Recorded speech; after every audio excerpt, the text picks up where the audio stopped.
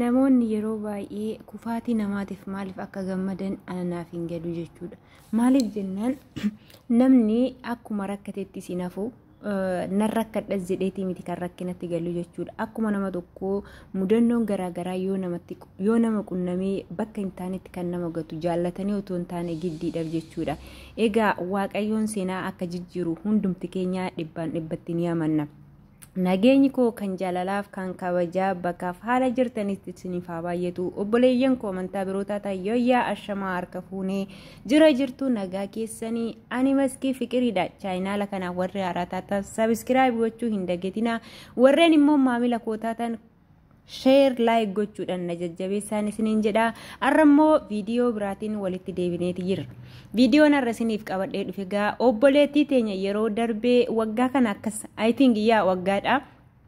Wanti ni beektanii eenyurratti dhiyaatteetti turte jechuudha. Namni akkuma rakkate kanatti inafu har'ammoo ishiinirree rakkina sana keessaa damdamattee Waaqayyoon guyyaa jijjiiraa seenaa ishii jijjiiree fi har'a akkasiin gaafa wanta gaarii hojjettuu fi ofiishiitiif of danda'eetan jiraadha gaafa jettu namoonni baay'een maaliif quba itti qaballa balleessiteeti moo maalidhaaf kan ishiin quba itti qabu uummanni guutuun isaa jechuudha. Egaa obboleettiin keenya kun waa takka hin beektu umurii waggaa 13tiin daffaramtee ilmoo garaatti godhattee akka intaanetti haala badaadhaan ilmoo sana deessee erga deessee booda immoo fuulli miidiyaa kanatti dhuftee fuulli miidiyaa kun immoo ishee gargaari jechuudha.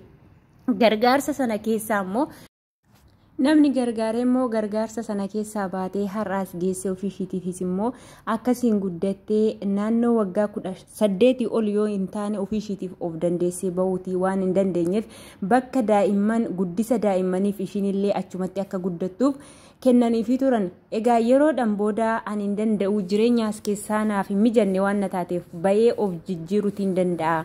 Bakka biraa hojjechuu hin danda'a. Mucaa koo nama naaf kennee mucaa namatti kennee jennaan namoonni gaa akkuma jedhanii waggaa 18 ol yoo taate malee waggaa 18 gadi achuma taa'uun dirqama ishiitti waan itti ta'eefu ishiinillee isaanillee hin dirqamsiisne waan na ta'eef akkasiis gallakkisuu hin dandeenyu. Namoonni bakka bu'ee yookiin itti gaafatamummaa fi mucaa kana qabate taa'u yoo hin jiraata ta'e rakkoo hin qabu jedhaniin ishiinirreen akistee ishii fidattee yookiin indootiyyaa ishii fidattee indootiyyaa ishii sun wabii taatee mucaa ishii harkaa fudhattee jirti. Kanaaf immoo mucaa ishii sanarraa fagaattee jiraachuu waan hin dandeenyeef hojii dhuunfaa ishiitii banachuu kan dandeessu jechuudha. Hojii dhuunfaa ishiitii banachuuf immoo waggaa 18 ol yoo taate malee birrii akkaawuntii ishii sanarratti galchan ofii ishiitiif qofa taatee of dandeessee akka barbaaddetti baastee galchuu hin dandeessu jechuudha. Har'a mucayyoon kun seenaa ishii jijjiiramee asirra geessee kinoo akkasiin ijoollota waa takka hin qabne ijoollota haadhaaf abbaa hin qabne yookiin akkanatti harka qalleessa kana yeroo ishiin amma humna ishiitii hanga aqimii ishii danda'e bishaan juusii shokoroo garaagaraa yeroo ishiin akkasiin ijoollee kanaaf gootu dhugaa baay'ee tokkoon gammade. Namoonni baay'een gaafa ishiin as baatee sirbitu miidiyaa kanarratti birrii keenyan akkasiin as baatee sirbiti jedhiin garuu mucayyoon kun daa'imummaa qabdi. Daa'imummaa qabdu kana keessatti immoo wanta gaariis badaas adda baafattee waan beekuu hin dandeenyeefu sirbitu namni maaliif gammada yeroo hundumaa gadduu ta'a ishiin immoo akka inni kaleessaa sun ittiin deebine ofiishiitiif cimtuu ta'uutu qaba. Amma asirraa itti akkasiin eenyu jennu maaliif akkas gooti maaliif miidiyaa kanarraa utaalti jechuu ni dhiisne osoo gorsanii baay'ee barbaachisaadha. Maaliif jennaan wanti bakki kun isin baasu asiin bahee akka duraanii sanatti deebita waan na ta'eefu har'aan kaatee of eeggannoo si barbaachisaa jedhuun malee namni seenaa Waaqayyoo seenaa kan jijjiire namni maaliif qufa namatti qaba maaliif namni itti naafa jechuudha. Kun immoo inaaffaa guddaa laphee namaa keessa jiruu fi sammuu namaa keessa wanta sammuu namaa qabatee jirudha jechuudha. Kinoo akkasiin gammaddee gaafa seenaa ishii jijjiirame ijoollota waa takka illee hin qabne akkasiin gaafa bishaan obaastu har'a bishaan aayilaandiin tokko hangam akka ta'e ni beektu. Ijoolleen bishaan illee dhabanii wanta dhuganiif wanta nyaatan dhabanii rakkatan baay'eetu jiru jechuudha. Ishiin immoo isa kaleessa dabarsite sana waan beektuuf har'allee daa'imman akkasii walitti qabdee ofiishiitifuu amma kana geessi akkasiin akkatti nama gammachiistu laala. Jireenya jechuun ofuma qofaaf osoo hin taane daa'imman namaallee akkasiin jaallachuu ishiinillee wanta kana keessa wanta dabarsiteefu har'a akkana jechuutii qabdi. Osoo quba itti qabuu baannee otoo viidiyoo garaagaraa irratti hojjetuu baannee mucattii tana itti siqanii warreen silkii ishii beeka silkii ishiitiin warreen immoo qaaman argan bira ga'anii osoo gorsanii baay'ee barbaachisaadha. Egaa warreen duraan ishee irratti gargaaranii waastinnaa ta'anii itti kennan arra garuu eenyu jedhaniiti jiru. Arra kanaan booda gargaarsa sin gargaaruu hin dandeenyu. Itti gaafatamummaa keenyarraa bilisa taatee jirta, adda taatee jirta. Nuti kana booda sin gargaaru jedhaniini yeroo dubbatan dhagayeetiin jira waan ta'eef. Kanaaf immoo namoonni baay'een kufaatii namaaf hin hawwina. Kufaatiin namaa waa takka hin godhu. Har'a kinoo mucayyoon kun ofiishiitiif amma kana geessi daa'imman amma kanaa walitti funaantee shokoroo fi bishaan laslaasaa yoo kenniteef ishiidhaaf gahee guddaadha. Baay'ee gammachuu guddaa qabdi jechuudha.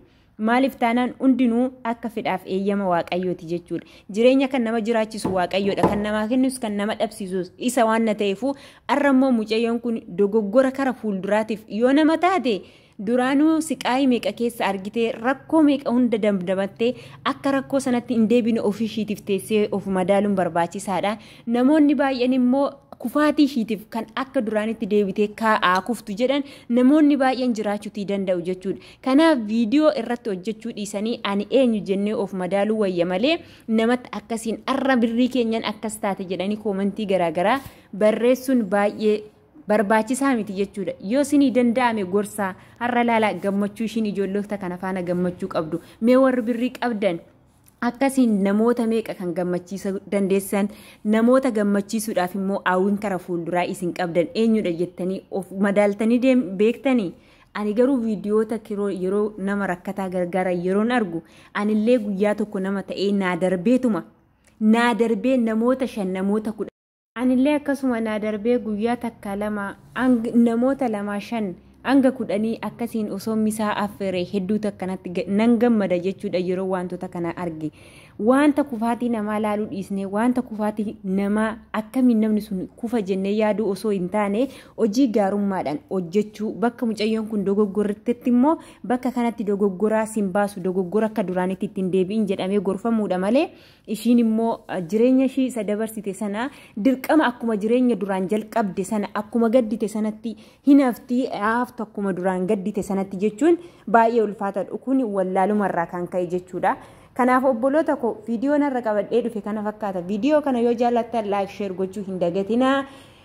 Akkasuma immoo yoo komiif qeeqa qabdan bifa koomentiitiin naa barreessaa. Kanaaf immoo warreen na jajjabeessitan hedduu isaa galatoomaa ulfaadhaan isiniin jedha.